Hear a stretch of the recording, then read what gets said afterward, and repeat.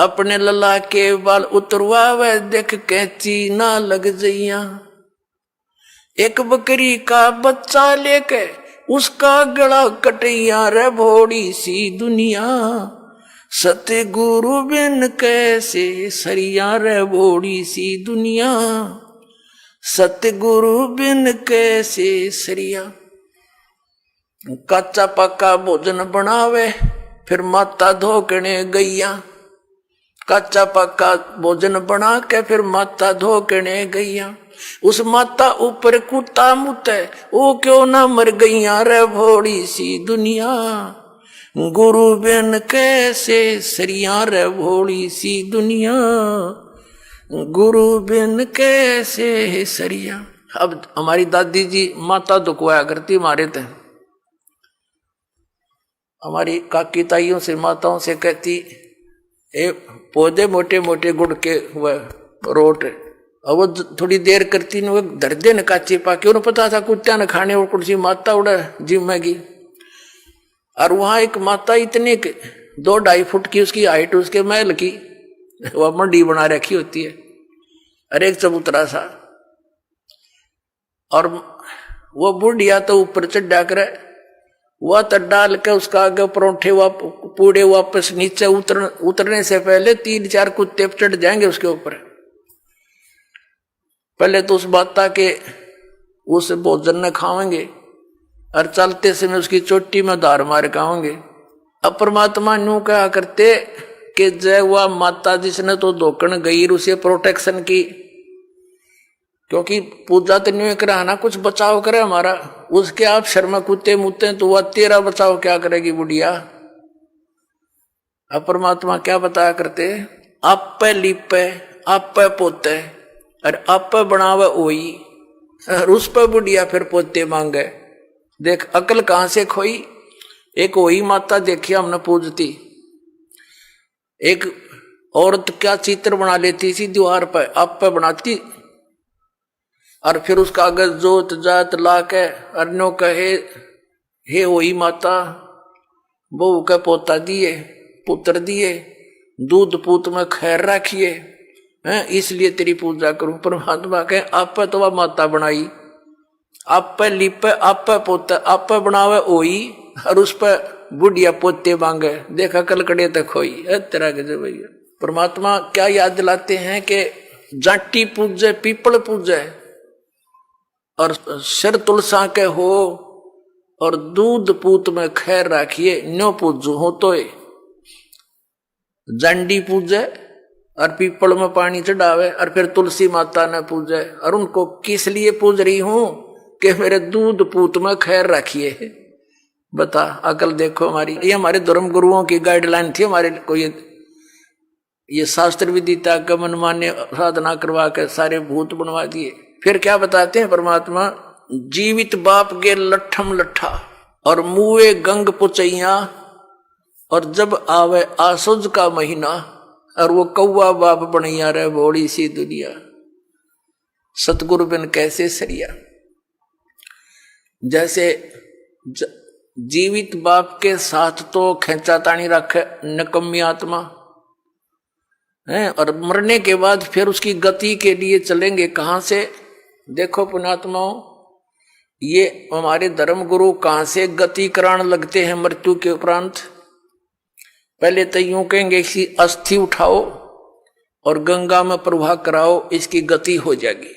अच्छा क्या करते हैं एक व्यक्ति नाम ना ले हुआ था उसकी पत्नी ने नाम ले रखा था और वो वैसे उसका अपनी पत्नी को मना नहीं करता था ज्ञान से बहुत कुछ परिचित भी था। लेकिन उसके सामने एक बाधा थी कि मेरा पिताजी की मृत्यु होगी और मैं यदि गंगा में अस्थि नहीं डालकर आया तो फिर मेरी आत्मा नहीं मानेगी तो मैं इसलिए नाम नहीं लूं। एक दिन वो बता रही थी उसकी पत्नी के मेरे तायसरे की मृत्यु होगी यानी उसके ताऊ की और वो लेकर गए उसकी अस्थियों को गंगा घाट पे। वहां बैठे वो पांडे और वहां इन्होंने अपने अक्षेत्र बांट रखे हैं कि ये मेरे क्षेत्र का ये मेरे क्षेत्र का। जाते ही पूछ लेते कहां से आए जी वो बता दिया जी ऐसे ऐसे सोनीपत से आए। अच्छा अच्छा आजो तुम हमारे हो वो पकड़ ले गए। तो वहां जाकर उसने देखा, खोल कर पिछला सारा इतिहास बता देते हैं। तो क्या बोले वह नो बोले, यजमान इब कद बहुत जन्माए रे तेरा गजब हो। अब वो कह रही थी कि वो बतावा था उसका पति के मेरा माथा ठनका गया, दुश्मन तेनो बाट देखा हम रोज मरा। इन्हों कहा इब कद बहुत जन्माए गति कराण। तो वो कहने लगा उसके बाद मेरा वहां से मन हट गया कि वो तो हमारी सारा दिन जो है ना ये कुसोण मनावे हैं,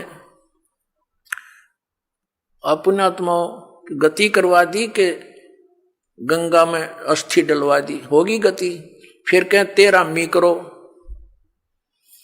13वीं किस लिए कि गति कराने खातिर। अच्छा हुआ 13वीं भी कर दी। फिर कहें अब इसके सरहद निकालो। पहले प्रत्येक महीने किया करते, फिर छठे महीने और बड़ा व्यवस्था करते थे, और फिर 1 वर्ष के बाद वो कंप्लीशन होता था, उसका समापन करते थे। 1 साल में पूरे वर्ष लगे रहते थे गति कराने। और फिर क्या करते हैं, परमात्मा कहते हैं प्रेत शिला पैजा बिराजे पितरों पिंड भराई। फिर पिंड भरवा दो, पितरों की मुक्ति हो जाएगी। और परमात्मा क्या कहते हैं, जीवित बाप के लट्ठम लट्ठा हर मुए गंग पुचैया। और जब आया आसोज का महीना, कौआ बाप बनैया रे बोली सी दुनिया। अब फिर आगे श्राद्ध के समय आसोज का महीना। तो जिस तिथि को कोई घर का सदस्य मृत्यु को प्राप्त होता है तो हमारे धर्म गुरु वो तिथि नोट कर लेते हैं। आसोज के महीने में अमावस्या से लेकर पूर्णमासी तक उस किसी भी तिथि को मृत्यु होती है तो उस दिन विशेष कार्यक्रम करते हैं, श्राद्ध निकालते हैं। और सबसे पहले क्या करते हैं, वो बनाकर भोजन ऊपर रखते हैं छत पे, और उसी समय कौवे आकर खा जाते हैं। तो वो क्या कहते हैं हमारे धर्मगुरु, देखो भोग लग गए तेरे पिताजी, हो सकता कौआ बन रहे हो। अरे भले आदमियों, गति करान लागे थे, कौआ बना के छोड़ दिया। ये है इनके साधन। अब परमात्मा कहते हैं प्रेत शिला पैजा बिराजे पितरों पिंड भराई। और बहुत श्राद्ध खान को आए, काग बने कलमाई। आगे क्या बताते हैं, जय सतगुरु की संगत करते सकल कर्म कट जाई। अमरपुरी पर आसन होते जहां धूप ना छाई। अब क्या बताते हैं, जय सतगुरु की संगत करते, सतगुरु मिल जाते तो ये सारे कर्मों तो पीछा छूट जाता, ना श्राद्ध निकालने, ना भूत बनना, ना कौवे और पशु की योनियों में जाना। और फिर क्या होता, अमरपुरी पर, अमरपुरी जिस स्थान का कभी नाश ना हो, सतलोक सनातन परम धाम की प्राप्ति हो जा, जब सतगुरु मिल जा तो और ये झंझट मिट जा सारे। और ये हमारे गुरु जी धर्म गुरु ने कहा श्राद्ध तो अवश्य निकालना चाहिए। इन्हें तो हमारे कर्म बिगड़वाने का ठेका ले रखा था। पुण्यात्माओं, पवित्र हिंदू धर्म के जो सदग्रंथ हैं, पवित्र 4 वेद और पवित्र श्रीमद् भगवत गीता, और 5वां वेद जो परमात्मा कबीर जी की वाणी जो उनके मुख कमल से बोला गया, उसमें कंप्लीट ज्ञान है, सभी सदग्रंथों का सारांश है। वो तो इनके हाथ नहीं लगा क्योंकि संस्कृत के ज्ञाताओं ने वो तो रिजेक्ट कर रखा था। कबीर साहब की वाणी तो एक अशिक्षित की वाणी है, इस करके वो हमारे तक नहीं आने दिया। तो इनमें जो पुराण हैं, ये पुराण क्या चीज है, गीता और वेद, ये 4 वेद, उन 4 वेदों का सारांश श्रीमद् भगवत गीता। लेकिन श्रीमद् भगवत गीता में कुछ अटकल युद्ध कराने के लिए इस काल भगवान ने लगाई है, वो अलग से दिखाई देती है। और जो वेदों से मेल खाता वो गीता जी का ज्ञान खरा है, बिल्कुल सत्य है। तो हमने, क्योंकि वो वेद ज्ञान गॉड गिवन है, परमात्मा का दिया हुआ है, तो हमने परमात्मा के आदेश का पालन करना है। और पुराण क्या है, ये ब्रह्मा जी द्वारा दिया गया ज्ञान, ब्रह्मा जी से सुना, फिर कुछ अन्य ऋषियों ने किसी और से सुना हुआ ज्ञान, वो सब खिचड़ी बना के पुराण बना दी। अब वेदों में इन श्राद्ध आदि कर्म कांड का निषेध है, और गीता जी में निषेध 9वें अध्याय के 25वें श्लोक में स्पष्ट किया है, भूत पूजने वाले भूत बनेंगे। ये देखिएगा, श्रीमद् भगवत गीता, गीता प्रेस गोरखपुर से प्रकाशित है, जयदयाल गोविंद का इसके अनुवादक है। अध्याय नंबर 9 का ये है, अध्याय नंबर 9 श्रीमद् भगवत गीता, श्लोक नंबर 25। देवताओं को पूजने वाले देवताओं को प्राप्त होंगे, पितरों को पूजने वाले पितरों को प्राप्त होते हैं, और भूतों को पूजने वाले भूतों को प्राप्त होते हैं, और मेरा पूजन करने वाले मुझको ही प्राप्त होते हैं। अब ये श्राद्ध कितना आगे फिर, अब आपको दिखाते हैं एक झलक पुराणों में क्या लिखा है। एक मार्कंडेय पुराण है, एक रुचि नाम के ब्राह्मण थे, ऋषि, और उसने वेदों को समझा पढ़ा कि मनुष्य जीवन, ये ज्ञानी आत्मा थे कि मनुष्य जीवन केवल मोक्ष प्राप्ति के लिए प्राप्त होता है। इसलिए उसने ना तो विवाह कराया, ब्रह्मचारी पद पर रहते हुए 40 वर्ष की उम्र होगी थी, और अपना जंगल में वन में रहता था, कोई मकान झोंपड़ी भी नहीं डाल रखी थी, ये सोच करके मोक्ष प्राप्ति करानी है, और ना क्या संग्रह करना है, 2 दिन का जीवन है। अब वो वेदों अनुसार साधना कर रहा था, रुचि ऋषि, और उसके जो पिताजी, दादाजी, परदादाजी, चौथा दादाजी वो मर चुके थे, वह भूत बन रहे थे,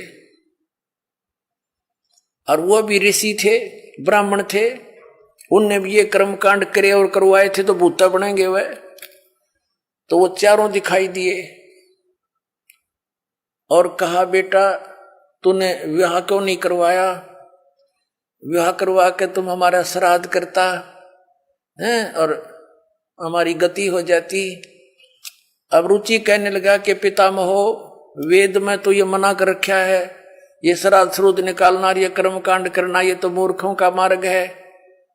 और वो पितर भी कहते हैं, बेटा है तो ऐसा ही, इसमें कोई संदेह नहीं, मिथ्या नहीं है, सच्चाई है, लेकिन हमारा क्या होगा, एक तुम बाढ़ में जाओ, थारा क्या होगा, आप मरे, अरे पुत्र और मरवाने के लिए तैयार करे। या देखो मार्कंडेय पुराण, ये गीता प्रेस गोरखपुर से प्रकाशित है, गीता प्रेस गोरखपुर से प्रकाशित है, ये गीता प्रेस गोरखपुर से प्रकाशित है। ये 242 पृष्ठ पे संक्षिप्त मार्कंडेय पुराण, रोच्य मुनि की उत्पत्ति कथा।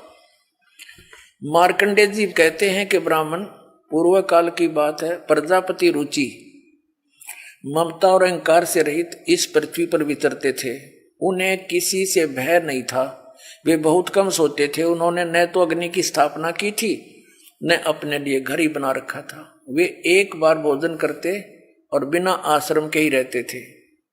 उन्हें सब प्रकार की आसक्तियों से रहित एवं मुनिवर्ती में रहते देख उनके पितरों ने उनसे कहा, ये देखिए, ये चारों आगे भूत बन रहे, ये देखो, ये रुचि ऋषि है, ये इनके पहले बने हुए वो पंडित जी सारे भूत पूज का भूत बन गए। अब ये दिख गए इसने सारे इकट्ठे। पितर बोले, बेटा विवाह स्वर्ग और अपवर्ग का हेतु होने के कारण एक पुण्यमय कार्य है। ये तो इन पितरों के वचन हैं, ये तो पितरों के वचन है जो अपनी सलाह दे रहे हैं। अब देखना, उसे तुमने क्यों नहीं किया। ग्रस्त पुरुष समस्त देवताओं, पितरों, ऋषियों और अतिथियों की पूजा करके पुण्यमय लोकों को प्राप्त करता है। वह सभा के उच्चारण से देवताओं को, शब्द से पितरों को तथा अन्नदान, बलि, वैष्णदेव आदि से भूत आदि प्राणियों एवं अतिथियों को उनका भाग समर्पित करता है। बेटा हम ऐसा मानते हैं कि गृहस्थ आश्रम को स्वीकार न करने पर तुम्हें इस जीवन में क्लेश पर क्लेश उठाना पड़ेगा तथा मृत्यु के बाद और दूसरे जन्म में भी क्लेश ही भोगना पड़ेगा। रुचि ने कहा, पितृगण, परिग्रह मात्र ही अत्यंत दुख एवं पाप का कारण होता है तथा उसे मनुष्य की अधोगति होती है, उससे मनुष्य की अधोगति होती है। यही सोचकर मैंने पहले सित्री संग्रह नहीं किया। अब यहां देखो, पितर बोले, बेटा जितेंद्रिय होकर आत्मा का प्रक्षालन करना उचित है, किंतु तुम जिस मार्ग पर चल रहे हो वह मोक्ष मार्ग है। बता, इसने तो घटिया मान रहे मोक्ष मार्ग ने कि तुम जो कर्म कर रहे हो जिस मार्ग पर चले तो मोक्ष मार्ग है। अरे हम बतावांगे पितृवृंद का मार्ग। देखिए, रुचि ने पूछा, पितामहो, वेद में कर्म मार्ग को अविद्या कहा गया है, जो तुम सलाह दे रहे हो वो कर्म कांड, श्राद्ध श्रुद्ध निकालना, पितृ पूजना, वो तो मूर्खों की विद्या, अविद्या का है, मूर्खों का सलाह कही है। फिर क्यों आप लोग मुझे उस मार्ग में लगाते हैं? पितर भी कहते हैं, पितर बोले, यह सत्य है कि कर्म को अविद्या ही कहा गया है, इसमें तनिक भी मिथ्या नहीं। फिर थारा सिर बच गया, फिर क्या रह गया? बता भाई, ये हमारे पुराणों में लिखा है। अब इस बात को पितर भी मानते हैं कि आप जो साधना करें तो मोक्ष मार्ग है, और आप फिर उसको सलाह दे रहे हैं भूत पूज, श्राद्ध निकाल, ब्याह करवा, और यो नरक मार्ग है। और आप भी मानते हैं कि आप जो मार्ग अपना रहे हो तो मोक्ष मार्ग है। और रुचि कहता है वेद के अंदर तो इसको अविद्या मूर्खों की साधना बताइए, तो पितर भूत पूजना, श्राद्ध निकालना, और पितर स्वीकार भी कर रहे हैं, कहा ऐसा ही है, इसमें कोई मिथ्या नहीं। फिर ये बकवाद गट रखी, अगरुम उगरुम ऐसा कर लो, पितर ऐसा कर देते हैं, पितर पुत्र दे देते हैं, टट्टू दे देते हैं, अपा भूखे मरे। बतावे मूर्ख बना रखा है। एक थोड़ी सी झलक दिखाते हैं आपको इसी मार्कंडे पुराण में। इन कहां से ले रखे ये श्राद्धा के सिलसिले। एक मंदालसा नाम की औरत थी, उसने अपने पुत्र को शिक्षा दी, और वह ये ले रहे हैं। देख, मार्कंडे पुराण के अंदर है, यही आपको सुना रहे हैं। अब इसके 80 पृष्ठ पर दिखाते हैं आपको। ये 81 पृष्ठ से थोड़ा सा लेंगे। मंदालसा बोली महाराज, ये मंदालसा ज्ञान देती बिहारी है। ये 82 पृष्ठ पे संक्षिप्त मार्कंडे पुराण, यहां देखिए। अब ये क्या सलाह दे रही है कि जो पितर देवलोक में है और जो त्रिक योनियों में ये पशु पक्षी बने हुए हैं, और जो मनुष्य योनियों में एवं भूत वर्ग में स्थित हैं, भूत बन रहे हैं, और वे पुण्यात्मा हो या पापात्मा, जब भूख प्यास से विकल होते हैं तो वे अपने कर्मों में लगा हुआ मनुष्य पिंड दान तथा जल दान के द्वारा उन्हें तृप्त करता है। इसी तरह वह देवताओं और अतिथियों को भी संतुष्ट रखता है। देवता, मनुष्य, पितर, भूत, प्रेत, गुहक, पक्षी, कृमि और कीट आदि भी मनुष्यों से ही जीविका चलाते हैं। अब ये क्या बता रही है कि चाहे तो वो जो पितर देवलोक में है, जो त्रिक योनिया में पड़े हैं, और जो मनुष्य योनियों में यानी भूत आदि पितर पैतर बन रहे हैं, वे पुण्यात्मा हो या पापात्मा, सब भूखे प्यासे मरते रहते हैं। तो वो टट्टू देवलोक में हुए, भूखे मरते प्यासे मरे। अब क्या बताते हैं आगे, ये देखिएगा, यहां क्या बताया है 92वें पृष्ठ पर, संक्षिप्त मार्कंडे पुराण 92वें पृष्ठ पे। इनमें से जो नरक में निवास करते हैं, जो पशु पक्षी की योनियों में पड़े हैं तथा जो भूत प्रेत आदि के रूप में स्थित हैं, उन सब को विधि पूर्वक श्राद्ध करने वाला यजमान तृप्त करता है। कैसे करता, सुनो। मनुष्य पृथ्वी पर जो अन्न बिखेरते हैं, उनसे पिशाच योनि में पड़े पितरों की तृप्ति होती है, जो जमीन पर दाने डाल देते हैं। बेटा, स्नान के वस्त्र से जो जल पृथ्वी पर टपकता है, उससे वृक्ष योनि में पड़े हुए पितर तृप्त होते हैं। जो रूख वृक्ष बन गए, उन नन्हों का नाक जो वस्त्र ने छोड़ दिए ना, वो वृक्ष योनि में पड़े हुए तृप्त हो जाएंगे। अरे भले आदमियों। एक बार क्या था, परमात्मा कबीर जी काशी में गंगा घाट पर चले गए। गंगा का एक घाट बना हुआ है, वहां पर ये ब्राह्मण लोग सूर्य को, यानी ऐसे सूर्य की तरफ मुंह करके गंगा से जल उठावें और वहीं डाल दें। कबीर साहब बढ़कर उसमें गंगा में घुटनों पानी में और ऐसे नौकरन लगे गंगा के जल को, पटरी पर फेंक रहे पूरी स्पीड तक। अब वो सारे पंडित जी अपना काम छोड़ कर कबीर साहब की ओर देखने लगे। कहने लगे, वो कबीर ये क्या कर रहा तू? कबीर जी बोले, आप क्या कर रहे हो? मैंने ना पूछा, तुम क्यों पूछ रहे हो मेरे से? पहले आप बताओ आप क्या कर रहे हो? कि हम अपने पितरों को स्वर्ग में जल भेज रहे हैं। ये हम यहां जल डाल रहे हैं ना, ऐसे मंत्र बोलकर, ऐसे सूर्य की तरफ मुंह करके, ये वहां स्वर्ग में हमारे भूखे प्यासे पितरों को जल प्राप्त होगा। परमात्मा बोला, मैंने एक बगीची लगा रखी अपनी झोपड़ी के आगे और मैं उस बगीची को सींच रहा हूं। फिर मंड के करड़े हो गए। तो वो कहने लगे, रे भोले आदमी, इतनी दूर कैसे जाएगा जल? ये तो यहीं पड़ा है। वो तेरी झोपड़ी के आगे बगीची जो छोटी सी लगा रखी, वो कैसे सिंचाई होगी इससे? कि 1,00,000 किलोमीटर दूर, मील दूर तुम्हारे पितरों को स्वर्ग में ये पानी मिल सकता है, तो ये 2 किलोमीटर पर क्या दिक्कत आएगी इसको? तो उनकी चौंध टूट गई। पंडित जिया ने फिर अपना गलती स्वीकार की, मालिक की शरण ग्रहण करी। अपने आत्माओं, वही यहां ये सिस्टम है। देखो, अब देखो इनके आगे फिर मार्कंडेय पुराण हम पढ़ रहे हैं 92 पृष्ठ पे, 92 पे। उससे वृक्ष योनि में पड़े हुए पितर तृप्त होते हैं। अच्छा, वृक्ष तो है इतना बड़ा और पानी निचोड़ा कपड़े का उड़ा गंगा के किनारे, बताओ वृक्ष कैसे तृप्त होगा? उसमें तो बाल्टी भर गिरनी पड़ेगी। तो किसी मूर्ख बना रखे। देखो, और नहाने पर अपने शरीर से जो जल के कण इस पृथ्वी पर गिरते हैं, उनसे उन पितरों की तृप्ति होती है जो देव भाव को प्राप्त हो रहे हैं। देखो इनकी अकल। कहते हैं नहाने के बाद जो छींटे छाटे पृथ्वी पर पड़ते हैं ना, वो जो देवता बन गए, उन पितरों की तृप्ति होती है। वो टट्टू देवता बन गए, जब इससे पानी तो छकेंगे उड़ा हुआ। अकल बना मार रखी मारी। देखो इन्हें, देखो नहाने पर अपने शरीर से जल के कण इस पृथ्वी पर गिरते हैं ना, उनसे उन पितरों की तृप्ति होती है जो देव भाव को प्राप्त हुए हैं, जो देवता बन रहे हैं। और पिंडों के उठाने से, वो पिंड भरवाते हैं, अन्न के कण पृथ्वी पर गिरते हैं ना, उनसे पशु पक्षी योनियों में पड़े हुए पितरों की तृप्ति होती है। बता वो पशु योनि में की भैंस बनकर खड़ी होगी, उनकी वह माई या दादी ताई काकी है, और उड़ा वह कण गिरे पृथ्वी पर कीता है। वह भैंस तो उड़े एक टोकरा ना भूस खावा डेली, एक कण ते क्यों कर छिकेगी वह है तेरा गजे भाई। देखिए से मूर्ख बना रखा।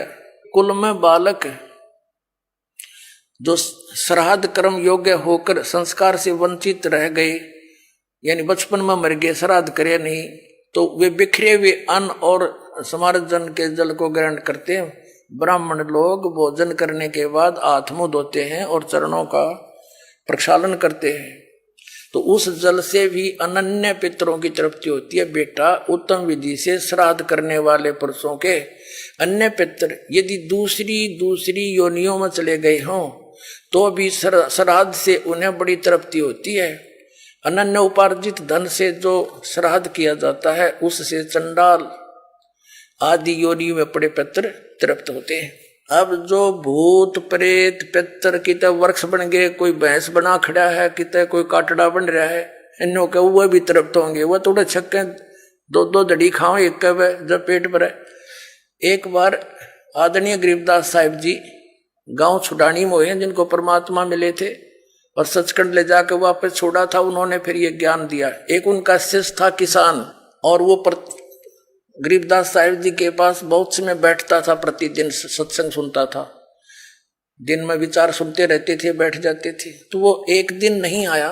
गरीबदास जी ने पूछा, भाई कल क्यों नहीं आया? अगले दिन जब वो पहुंचा, उसने बताया कि महाराज जी कल मेरी माँ का श्राद्ध था और हमारे गुरुजी वो पंडित जी आए थे, उन्होंने श्राद्ध श्रुद्ध निकाला, उसमें सारा दिन बिजी रहा मैं। कहा अच्छा भाई। फिर कहने लगा जी कल भी नहीं आन पाऊंगा मैं। पर गरीबदास जी ने पूछा कल क्या बात है? कि कल मेरे पिताजी का श्राद्ध है। कहा अच्छा। परमात्मा पहले भी बहुत समझाते थे गरीबदास साहब जी, लेकिन हमारी बुद्धि इतना काम नहीं करती, हम संसार के व्यवहार को घड़ा में तो देते हैं।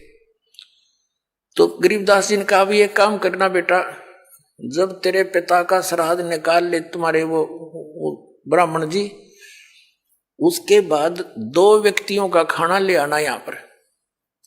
अब उस व्यक्ति ने सोचा गुरुजी अपने लिए मंगाते होंगे। जब उनके गुरुजी ने सारा काम कर लिया, तैयारी उसने सब लगा दिया, भोग भाग कौवे कावे छका दिए, तो बाद में बचे हुए 2 मनुष्यों का खाना लेकर के वो गरीबदास जी के मकान में आ गया। गरीबदास जी भी गृहस्थी थे, बाल बच्चेदार थे, किसान थे, लेकिन परमात्मा से परिचित हो चुके थे, तत्व ज्ञान से परिचित थे। उनका खेत था, उस भगत का ही खेत था, उसमें एक जोड़ी थी, छोटा सा तालाब जिसको लेट बोले, और व्यक्ति लेकर आ गया 2 मनुष्यों का भोजन। गरीबदास जी कहने लगे आजा मेरे पीछे पीछे। अब उस व्यक्ति ने सोचा खेतों में कोई साधु संत आए होंगे, इनसे मिलने आते रहते हैं। वहां जाकर उस लेट से, उस जोहड़ से 1 किलोमीटर दूर उस खेतों में जो तालाब होते थे छोटे छोटे, पशुओं के पानी के लिए उसमें स्टोर कर लेते थे जल, तो उसके चारों तरफ झुंड खड़े हो जाते थे, झाड़ बोझड़े कांटेदार झाड़ियों के गुच्छे से बन जाते थे। उससे 100-200 फुट दूरी पर बैठ गए गरीबदास जी भी, और लड़का व्यक्ति बैठा लिया और वहां कहा, आवाज लगाई उसकी माता और पिता का नाम लेकर, और उनसे कहा कि आ जाओ तुम्हारा पुत्र भोजन ले आए। उसमें से एक गीदड़ और गीदड़ी निकल कर आए और वहां आकर खड़े हो गए, और लीला थी गरीबदास साहिब जी की, और कहा बेटा ये तेरी माँ, ये तेरा बाबू, ये तेरा पिताजी, इन्हें खिला भोजन। वो दर दिया खोल कर उसने। अब वो छक गए दोनों, 1 मिनट खा गए फटाफट और खा कर भाग गए। अब गरीबदास जी बोले कि तुम्हारे गुरुजी क्या कह रहे थे कि 1 दिन के भोजन खिलाने से और 1 वर्ष तक तुम्हारे पिताजी पितर जो जिस भी योनि में है वो तृप्त रहेंगे। अखा जी ऐसे कह रहे थे, ये दोनों भूखे मरे थे, देखा गए सारे ने, और भोगते ला के आए हो तुम्हें। अखा जी उस दिन पीछे कान पकड़ दिया कि जी बाढ़ में जाओ, या ये तो बकवाद है सारी, तो छोड़ दी सारी वो लोकवेद और दंत कथा, मनमाना आचरण उस प्यारी आत्मा ने। तो पुण्यात्माओं, परमात्मा कहा करते थे कि तुम 1 दिन तो आहार करा देते हो, मान लीजिए तुम्हारी बात बड़ी करें, और तुम्हारे पिताजी या माताजी जब जीवित थे दिन में 2-2 बार तो पक्का रोटी खाते थे। अरे 300 तुम कहो 1 दिन के खाने से 364 दिन, कोई जरूरत नहीं, ये कोई संभव बात है तुम्हारी? 1 दिन तुमने भोग लगा दिया, 364 दिन क्या खाएंगे वो? मान लीजिए तुम्हारे पिता काग बन गए, कौवे, तो रोज भोग ला दो उनका, 2 रोटी तोड़ के ऊपर रोज फेंक दो ताकि उनका पेट भरा रहे। ये 301 दिन ये फंड करने से कोई फायदा नहीं। कहने का भाव यह है कि वो तो जो बन चुके। अब पुण्यात्माओं, जब हम सत भक्ति करेंगे और इस साधना के करने से आपके जो पितर भूत प्रेत आदि बने हुए हैं, और चाहे वो किसी योनि में है, ये पितर वाली सिस्टम में, तो उनकी भी मोक्ष हो जाएगा आपकी भक्ति करने से। अब पुण्यात्माओं, ये सत्कर मान लेना, ये दास आपको समय अनुसार सब क्रियाएं बताएगा। इन एडवांस करने से आप अपना कर्म बिगाड़ बैठोगे। आप अपनी भक्ति करते रहो, और समय आने पर ये सब आपके पितर वगैरह भी इस साधना से ही इनकी मुक्ति हो जाएगी। अब क्या होता है, जैसे इन्हीं पुराणों में लिखा है कि 1000 ब्राह्मण भोजन कर रहे हों। जैसे इन्होंने पितरों की और भूतों की श्राद्ध की वो विधि बता रखी है। पितरों के लिए भोजन कराओ ब्राह्मणों को तो ऑड नंबर में हो, 2, जैसे 1, 3, 7 यानी 5, 7 ऐसे हो, और बाकी इवन नंबर में हो, ऐसी संख्या में जमाने चाहिए। और विष्णु पुराण में लिखा है कि 1000 ब्राह्मण जिमते हो, भोजन कर रहे हो, और उनके सामने एक योगी, योगी माने भगत, सच्चा भगत, सत्साधक, सत साधना करने वाला, परम अक्षर परमात्मा का जो साधक है वो वास्तव में भगत योगी होता है। योगी का अर्थ ये नहीं ये पेट का पानी हला के दिखा दे और आसन उसन कर रहा हो ना, ये योगी नहीं, ये तो एक वो है अपनी, समझ लो ये प्राकृतिक चिकित्सक कह सकते हैं, वो योगी है। योगी का अर्थ होता है भक्त, परमात्मा से मिलने की जो कोशिश कर रहा है वो योगी है, भक्त यानी सच्चा साधक। ये देखिएगा श्री विष्णु पुराण गीता प्रेस गोरखपुर से प्रकाशित है। इसके अनुवादक हैं मुनीलाल गुप्त। ये गीता प्रेस गोरखपुर से प्रकाशित है। ये है अध्याय 16 और तृतीय अंश और पृष्ठ नंबर 213 पर। यहां पर लिखा है, हे राजन, श्राद्ध करने वाले पुरुष से विश्व देवगण, पितृगण, मातामह और कुटुंबी जन सभी संतुष्ट रहते हैं। हे भूपाल, पितृगण का आधार चंद्रमा है और चंद्रमा का आधार योग है, भक्ति, और इसलिए श्राद्ध में योगी जन को नियुक्त करना अति उत्तम है, यानी सत साधक को।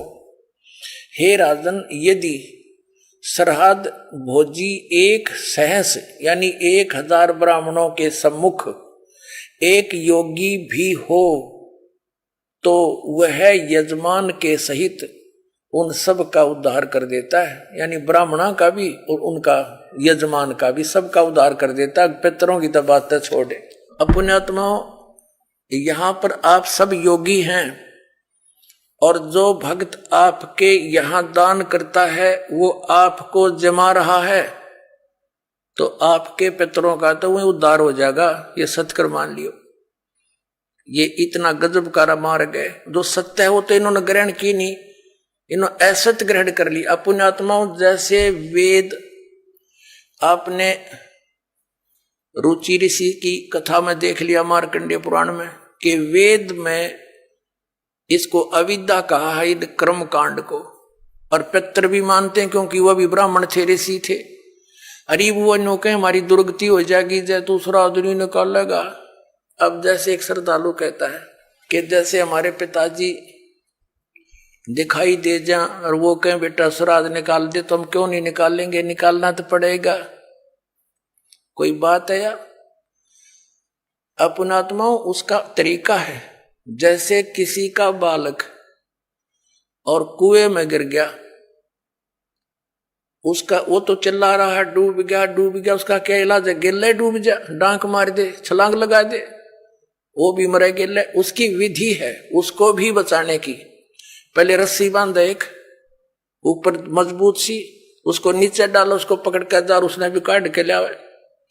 तो ये पितर दिखाई दे जा ऐसे कोई है तो उसका गेल नहीं डूबे, उस श्राद्ध न नहीं करे, वो तो कुएं में छलांग लगाने वाली बात होगी, गिल्ले मर गया। उसके लिए ये रस्सा है जो दास आपको देगा। ये सत भक्ति करो, इस तरह ये दान धर्म करो, और उन पितरा का भी सब कहेगा उद्धार अपने आप होता चलेगा। ये आपने पढ़ भी लिया, क्योंकि सत साधक ये भक्त है। या लाखों योगी जी में एक महीने के अंदर आकर के और फिर वो एक कह के जमान में इतना लाभ बता रहे, तो ये तत्व ज्ञान और शास्त्र अनुकूल साधना, इससे आपका भी कल्याण और आपके पितरों का भी। अब जैसे आप जी ने अभी सुना कि वेद में इसको मूर्खा की साधना बताई है, तो बिल्कुल ठीक है। तो वेद क्या है? ये परमात्मा का विधान है, ये परमात्मा का आदेश है। और जो हमारे पुराणों में जो लिखा है वो पितरों का या ब्रह्मा जी का या किसी तरह से मंदालसा या कौन थी बता, इससे की बात ने साची मान ली, सब ने इसी तरह करने लगे। और या किसी अन्य ऋषि का दिया हुआ आदेश है, इसका पालन हमने नहीं करना। जैसे एक समय एक व्यक्ति की दोस्ती दरोगा से थी, थानेदार से, एसएचओ से, और उस व्यक्ति का जो साथी था पड़ोसी उसको बहुत दुखी कर रहा था। उसने अपने मित्र दरोगा जी से कहा कि भाई दरोगा जी, ऐसे ऐसे मेरा पड़ोस में है, साथ वाला मकान में, बहुत परेशान करता है, सारा कुछ कह लिया, पंचायत भी कर ली, नहीं मान रहा, क्या करूं। अब दरोगा जी ने कहा उसका मार लट सर में माफ देख लूंगा। दरोगा जी के आदेश न लेकर उसकी आज्ञा का पालन कर दिया। उसने ये सोच कर आप संभाल लेगा, उस अपने पड़ोसी के साथ झगड़ा ठान लिया, लट्ठम लट्ठा हो गया, उसका सर में लठ लग गया, वो मर गया पड़ोसी। अब वो एसएचओ वहां का प्रभारी था, वो लाया उसी को पकड़कर हवालात में दे दिया, सजाए मौत होगी उसकी। अब राजा का विधान था किसी का लठ मारेगा और मर गया तो उसकी सजा होगी मौत, और वो विधान तोड़ दिया उस व्यक्ति ने। अपने मित्र एक अधिकारी की आज्ञा का पालन कर लिया, जिससे राजा का विधान टूट गया, वो दंडित हुआ। इसी प्रकार इन पुराणों में लिखा हुआ जो आदेश है ये दरोगा जी का समझ लो इन पुराणों में। और वेदों में संविधान समझो भगवान का संविधान अगर तोड़ दिया इन दरोगा जी के कहने होते, पुराणों के या इन नकली धर्म गुरुओं के कहने से, इन शास्त्र विरुद्ध साधना कराने वाले आचार्य और शंकराचार्यों के आदेश से हमने ये क्रिया कर ली तो हम दंडित होंगे, हम पितर ही बनेंगे, यानी मौत की सजा मौत की मिलेगी। तो ऐसी गलती हम तो ना करें भाई, और करियो भी मत। एक जीवित उदाहरण दास आपको देता है। मेरे पूज्य गुरुदेव जी ब्राह्मण वर्ण में जन्मे थे। हरियाणा के अंदर जिला भिवानी चरखी दादरी के पास एक पैंतावास गांव है, बड़ा पैंतावास, वहां वो रहते थे, किसान का काम करते थे, वर्ण ब्राह्मण है। पुणात्मा, ब्राह्मण कोई जाति विशेष नहीं। दास बहुत बार कहता है कि देखो ब्राह्मण बेदक जा कि ब्राह्मणों के विषय में कह रहे नहीं। और वो खेतों में, मेरे जो गुरुदेव थे ब्राह्मण वर्ण में जन्म था उनका, खेतों में गौवें चरा रहे थे अपने खेतों में। उसके पास पहले जंगल बहुत होते थे, वन बहुत होते थे। एक दिन उनकी भेंट हमारे दादा गुरुजी से होगी, यानी एक संत से। वो उससे प्रेरणा पाकर के घर से खिसकने की सोची और गुरुदेव का एड्रेस पूछ लिया। सब ज्ञान से परिचित होकर खेतों में शाम के समय गौवें चरा रहे थे, और भी कुछ साथी पाली गवाले थे। तो उनको ये कहकर के मैं फ्रेश होकर आता हूं, मैं देर हो जा तो तुम पशुओं ले चलना, मैं आप आ जाऊंगा। वो जंगल में चले गए गहरे। पालियों ने वो अपने गौवें गांव में ले आए। अब वो सामने काफी देर होगी जब नहीं आए। उनका बचपन का नाम, गांव का नाम हरिद्वारी था, पंडित हरिद्वारी। और फिर उन्होंने अपना नाम बदल लिया था, कोई पहचान ना ले, घर से निकल गए थे वो। तो उन्होंने क्या किया, अपने कपड़े जो पहन रखे थे वो उतार दिए, 2 जोड़ी कपड़े लेकर गए घर से, उस दिन एक अलग से ले गए थे, किसी को दिखाया नहीं। वो जो पहन रखे थे वो कपड़े पाड़ पुड़ के, और कोई किसी हिंसक पशु ने, कोई पशु खा रखा था, कोई मृग वगैरह, किसी शेर ने, वो उन्होंने दिन में देख लिया था। उसके ऊपर घेर के कपड़े और निकल गए, रातों रात हरिद्वार पहुंच गए। अब घर वालों ने इंतजार की, घंटा 2 घंटा, फिर पूछा उन पालियों से, हरिद्वारी नहीं आया। वो कहने लगे वो यूं कह रहा था मैं फ्रेश होकर हूं, तुम चलो। उन बच्चों को साथ लेकर गए, बताया कहां से प्रवेश हुआ था, किधर गया था। जाकर ऐसी पहले टॉर्च टार्च होती नहीं थी, लालटेन दीपक से ले रखे हाथों में गए, देखा रहे ये तो बच्चा खा रखा है, ओहो ये तो किसी हिंसक पशु ने खा लिया, रे मर गया। अंधे हो गए, रोन लाग गए, दूर तय अंधेरा सा था। वो आड़ जो पशु के हुए और कपड़े इकट्ठे करके रात ने दाग दे दिया। अग मर गया। फिर उसकी 13वीं शुरू हुई। पहले तो आए महीने का लठ गड्ढा करता है, आए महीना ब्राह्मण जिम्या करते। अब वो ब्राह्मण न्यारे हैं जो कर्म कांड करने वाले, तो वो सारा काम कर दिया। वर्षी भी बना मनु दी, और फिर हो गए श्राद्ध शुरू है कि यो थारा बे औलादा मर गया, निसंतान मरा हुआ है और इसकी अच्छी सेवा करनी चाहिए, नहीं तो क्योंकि तुम इनका हक खा रहे हो। जमीन थी इनके नाम, और वो बन रहे भक्त संत बन गए, दुनिया का उद्धार करें। एक बार जब मेरे पूज्य गुरुदेव जी 105-6 वर्ष के हो गए, सतलोक जाने की तैयारी हुई।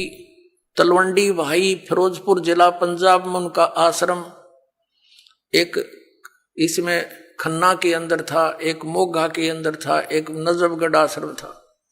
तो तलवंडी भाई वो ज्यादा रहते थे, तो वहां से दास को उसमें आदेश दे रखा था नाम देने का। बहुत से शिष्य भी उनकी प्रेजेंस में दास के हो गए थे। 2 बच्चों की सेवा लगा रखी थी, उनकी सेवा में छोड़ रखे थे। तो उनका संदेशा आया कि गुरुजी यहाँ 45 आ चुके हैं। तो दास भी पहुंच गया 3-4 भक्तों को लेकर गाड़ी से। वहां देखा वो गुरुजी बैठे, प्रणाम हुआ। फिर उनकी एक भाभी जी थी, वो 92 वर्ष की हो रही थी, 92 ईयर ओल्ड थी। उससे बातचीत हुई। हमने उनसे पूछा कि माता जी, जब हमारे गुरुदेव यहां से चले गए तुमने क्या सोचा पीछे थे? वो कहने लगी जी मैंने तो ये सुना था कि इनकी मृत्यु होगी। तेरा एक देवर था और वो ऐसे ऐसे जंगल में किसी पक्षी ने, पशु ने खा लिया था, हिंसक ने, और मैं आई जब तक इसके श्राद्ध निकला करते, और 70 श्राद्ध मैंने अपने हाथ निकाल रखे इसके। और जब भी कभी कोई ऊक चूक घर में हो जाए, पशुओं में कोई हानि होती, फसल में हानि होती, हम अपने गुरुजी ब्राह्मण के पास जाते थे, उससे वो पितरा पुत्रा पढ़वाते थे। वो क्या कहा करता कि तुम्हारा अर्धवारी निसंतान मरा हुआ है और वो तुमने सिद्ध है, तुमने हानि करता है, उसके 500 कपड़े बनवाओ, उसके श्राद्ध अच्छी तरह निकलवाओ और उसका फलाना कर दो। वो जो कुछ भी कहता वो सारा करते हम, और फिर भी नो कहता इब ठीक से श्राद्ध नहीं, अगली बार मैं करूंगा अच्छी तरह। 70 तो श्राद्ध करवा दिया, रियो बैठा नो का न्यू। अब मैं कहने लगा माता जी देखो गीता जी में मना कर रखा है 9 में जाके 25वें श्लोक में कि भूत पूजनीय भूत बनेंगे, पितर पूजनीय पितर बनेंगे, ये पूजा नहीं करनी चाहिए। अरे यो आपके सामने जीवित उदाहरण रहा, ये मूर्ख बना रहे थे आपको। और वो साधना वो कोई सच्ची बात थी इन लोगों की? ये तो ईब तो अब तो छोड़ देना इसको। ने बोली ना भाई, या तो पुरानी लाग है, नो के छूटे है, बाढ़ में पड़ो फिर भी ना छूटे, तो हद कर दी भाई। आंखों देख रही है, आपसे कह रही है कि मैंने इसके 70 श्राद्ध निकाल लिए, पिंड भी भरवा लिए, नो बोलो पितर बन गया। हमायु पितर नहीं, वो सबका तो उद्धार करने वाले महापुरुष बन गए, लाखों लोगों का उद्धार कर दिया। इस नृत्यों इनके श्राद्ध निकालो, इन मूर्खों को पालन लग रही। तो पुण्यात्माओं, परमात्मा कहा करते पर भी लेन जात है दुनिया, हमारा ज्ञान किने ना सुनिया। ये वहां धक्के खान जाओ तीर्थों पर, वहां पता नहीं कहाँ हमारा ज्ञान किसी ने नहीं सुना। अपने आत्माओं, ये तीर्थ कैसे बने? जैसे अमरनाथ है। अब जैसे अमरनाथ धाम है, ये कैसे बना? पार्वती माता को भगवान शंकर जी ने उस स्थान पर एक सूखे वृक्ष के नीचे एकांत स्थान देखकर ये मंत्र दिया था। प्रथम मंत्र जो दास आपको देता है, इसको मोक्ष मंत्र बोलते हैं। ये जितना मोक्ष कर सकता है। तो पार्वती जी को जहां वो उपदेश ग्रहण प्राप्त हुआ, शंकर भगवान ने वो मंत्र उनको दिया, ये अमर मंत्र, तो उनके लिए, उस पार्वती माता के लिए वो अमर धाम है, आप और हमारे लिए नहीं। अब जैसे ये तीर्थ और ये अमरधाम कैसे, जैसे आप जिसको यहाँ बरवाला में ये मंत्र मिला उसके लिए तो ये बरवाला है अमरधाम, और यहाँ बरवाला में ये दास हो नहीं और यहाँ कोई भी नहीं हो और यू खाली पड़ा हुआ आश्रम। अब जैसे किसी ने क्रोथा आश्रम में नाम लिया था उसके लिए क्रोथा है आश्रम अमरधाम अमरनाथ, अब वहां कोई भी को नहीं, ये दास यहाँ पर बैठा तो उस क्रोथा में माथा टेकने तला बना हुआ है। ये तो इस दास के वचन यहाँ सुनेंगे, सत्संग सुनेंगे, आशीर्वाद पाओगे तो यही लाभ होगा उसे। तो अमरधाम जो है वो एक आदरणीय स्मारक तो है कि यहाँ पर ऐसी घटना घटी थी, लेकिन आपके लिए वहां जाने से कोई लाभ नहीं होगा। आपको तो वैसा ही संत खोजना पड़ेगा जिसके पास वो अमर मंत्र हो, और वो अमर मंत्र आपको चाहे बरवाड़ा की गली में मिल जाए दास और वहां उपदेश प्राप्त हो गया तो वही आपके लिए अमरनाथ है। उस मंत्र से मोक्ष होगा, उस स्थान से नहीं। अपने आत्माओं जैसे तीर्थ कैसे बने, इसमें बहुत से प्रमाण है कि एक ऋषि था, उसने वहां बैठकर साधना की और उसने मोक्ष प्राप्त किया। अपने आत्माओं जैसे एक हमाम दस्ता होता है सामग्री कुटन का, दवाई दुई कुटन का, लोहे का मुसल सा वो 1.5 फुट का और 2 फुट का, वो 1.5 फुट का, 1 फुट का ऊंचा, 9 इंच चौड़ा होता है। वो किसी का पड़ोसी ने मांग लिया और उसने उसमें कुछ सामग्री गुट्टी अवन की और वो वापस दे गया मांझ धो के कति साफ करके, उनको लौटा गया जिसका था। उनको रात्रि के समय जब वो सोने लगे तो महक आ रही थी। उन्होंने देखा ये महक कहां से आ रही है, देखते देखते देखा ये तो इस हमाम दस्ते में से आ रही है। तो उन्हें देखा हो इसको तो पड़ोसी ले गया था मांग के, उसने कोई सामग्री कूटी है। अपने आत्मा उसने सारी सामग्री निकाल ली, कति साफ करके वापस लौटा दिया और फिर भी महक आ रही है। वो सामग्री जो उसमें कुटी थी वो अलग वस्तु है, तो वो महक जो उसके अंदर आवे थी थोड़ी बहुत हमाम दस्ते में 1 दिन के बाद खत्म होगी। अब ये तीर्थ एक हमाम दस्ता समझो, और जैसे उस ऋषि ने उसमें सामग्री कूटी यानी वो साधना वहां बैठकर की, वो सारी कमाई लेकर अपने उस धाम को चला गया जहां उसने उस साधना से जाना था। वो तीर्थ तो एक हमाम दस्ता है, उड़े 1-2 महीने 1-2 साल उसमें महक सी आवे, क्योंकि जहां संत ने साधना की होती है कुछ देर राहत मिलती है, लेकिन वो सामग्री वाला काम नहीं हो सकता। अब जैसे वो इतनी सामग्री कूटनी पड़ेगी उसमें महक अच्छी रोज लेने के लिए, यानी सत्य साधना आप कहीं बैठकर कर लो जैसे उस ऋषि ने की।